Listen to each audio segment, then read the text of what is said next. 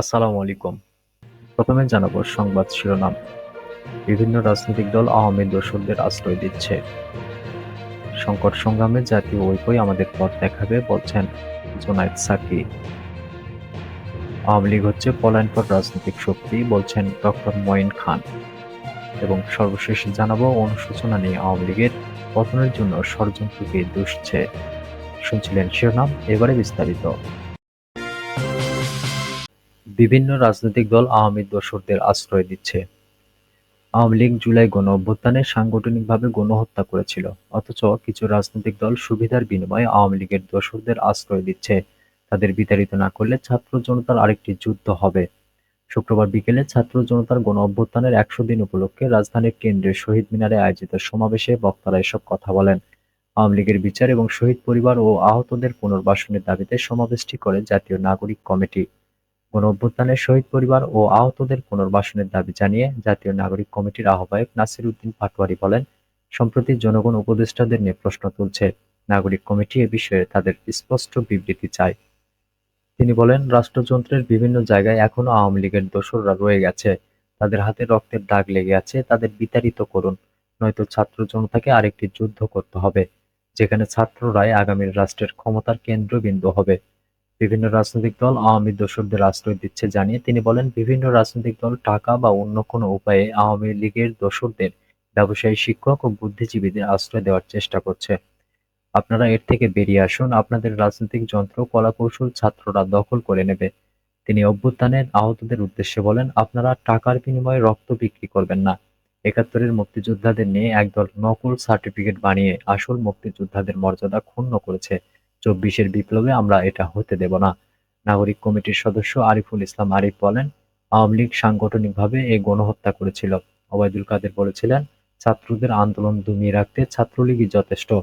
আওয়ামী লীগ দলীয়ভাবে এদেশের নাগরিকদের হত্যা করেছে। যে আইনশৃঙ্খলা বাহিনী নাগরিকদের নিরাপত্তার জন্য তাদের দলীয়ভাবে ব্যবহার করেছে। এ সময় তিনি আওয়ামী লীগকে নির্বাচনে নিষিদ্ধ করার দাবি জানান। সংকট সংগ্রামে জাতীয় ঐক্যই আমাদের পথ দেখাবে বলছেন জোনায়েদ সাকি। জাতির সংকট সংগ্রামে জাতীয় ঐক্যই আমাদের পথ দেখাবে বলে জানিয়েছেন গণসংহতি আন্দোলনের প্রধান সমন্বয়ক জোনায়েদ সাকি। শুক্রবার বিকেলে শাহবাগ জাতীয় জাদুঘরের সামনে গণসংহতি আন্দোলনের কেন্দ্রীয় নির্বাহী কমিটির উদ্যোগে মাওলানা ভাসানীর ৪৮তম মৃত্যুবার্ষিকী উপলক্ষে সমাবেশে তিনি একথা বলেন। জোনায়েদ সাকি বলেন, মাওলানা ভাসানী জনগণের গণঅভ্যুত্থানকে সবসময় জনগণের দাবি আদায়ের পথ হিসেবে দেখেছেন।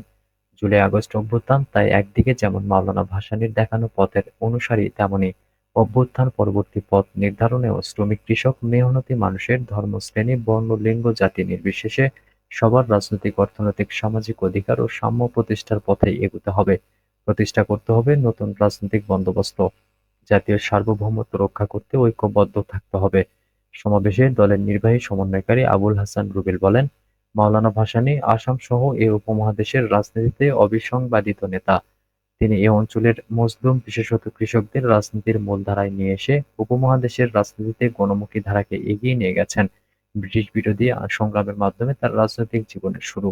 এরপর তিনি বাংলা ও আসামের কৃষক আন্দোলন, পাকিস্তান আন্দোলন, ভাষা আন্দোলন, ৬৯-এর গণঅভ্যুত্থান, স্বাধীন দেশের লুণ্ঠন, চোরাকারবারির বিরুদ্ধে, দুর্ভিক্ষ অবস্থার বিরুদ্ধে আন্দোলন, জাতীয় সার্বভৌমত্ব ও প্রাণ প্রকৃতি রক্ষায় ফারাক্কা মার্চের নেতৃত্ব দেওয়ার মাধ্যমে সমস্ত পর্বেই রাজনৈতিক সংগ্রামের গতিমুখ নির্ধারণ করতে ভূমিকা রেখেছেন।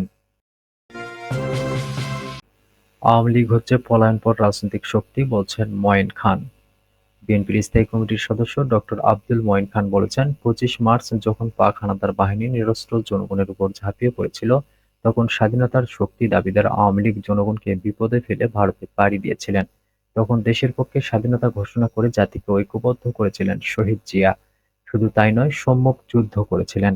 তিনি বলেন, আওয়ামী লীগ হচ্ছে পলায়নপর রাজনৈতিক শক্তি। মুক্তিযুদ্ধের পক্ষের শক্তি বলার কোনো অধিকার আওয়ামী লীগের নেই, যেমনটা ৫ই আগস্ট ও ৭১-এর ২৫ মার্চ কাপুরুষের মতো পালিয়ে গেছে। শুক্রবার বিকেলে মিরপুর শাহ আলী মাজারের সামনে জাতীয়তাবাদী বাউল দল আয়োজিত এক আলোচনা সভা ও সাংস্কৃতিক অনুষ্ঠানে প্রধান অতিথির বক্তব্যে তিনি একথা বলেন। মঈন খান বলেন, ৭১-এর ইতিহাস, ৭ই নভেম্বরের ইতিহাস, ৯০-এর ইতিহাস এবং জুলাই বিপ্লবের ইতিহাস এক সূত্রে গাঁথা। সূত্রটি হচ্ছে গণতন্ত্রের অধিকার, ভোটের অধিকার। এটি চাওয়া কি জনগণের অপরাধ? গণতন্ত্র ও ভোটের অধিকারের জন্য সে স্বাধীনতা যুদ্ধ হয়েছিল। ৭২ থেকে ৭৫ সালে এই আওয়ামী লীগ গণতন্ত্রের কবর রচনা করে দেশে একদলীয় বাকশাল শাসন কায়েম করেছিল। তিনি বলেন, আজ সত্যিকারের ইতিহাস নতুন প্রজন্মকে জানতে হবে। বিগত ১৬ বছর কোমলমতি শিশুদের আওয়ামী বাকশালী ট্যাবলেট খাওয়ানো হয়েছে। বইয়ের সিলেবাস পরিবর্তন করে মিথ্যা ইতিহাস পড়ানো হচ্ছে, কিন্তু কোনো কাজে লাগেনি। ৫ই আগস্ট নতুন প্রজন্মকে টিয়া পাখির মতো শেখানো ইতিহাস উপড়ে ফেলে এই নতুন প্রজন্ম এবং ছাত্র জনতা দেশে সত্যিকারের ইতিহাস উদিত করেছে। বিএনপির এই সিনিয়র নেতা বলেন, নতুন প্রজন্মকে আওয়ামী লীগ বিপথগামী করতে পারেনি। তাই ৫ই আগস্ট দেশে সফল বিপ্লব সংঘটিত হয়েছে। দেশের মানুষ গণতন্ত্রে বিশ্বাস করে, অন্যায়কে সমর্থন করে না, অত্যাচার ও হামলা মামলা সমর্থন করে না। তিনি বলেন, বিগত ২০ থেকে ২২ বছর যারা নতুন ভোটার হয়েছে তারা ভোট দিতে পারেনি। সে ভোটের অধিকার নিশ্চিত করতে দেশনায়ক তারেক রহমান দেশের মানুষকে প্রস্তুত করেছে। বিএনপি বিশ্বাস করে, দ্রুত সময়ের মধ্যে এই অন্তর্বর্তী সরকার অবাধ ও সুষ্ঠু নির্বাচনের ব্যবস্থা করবে। মানুষ তার কাঙ্ক্ষিত গণতন্ত্র ফিরে পাবে এবং জনগণের ভোটে নির্বাচিত সরকার রাষ্ট্র পরিচালনা করবে।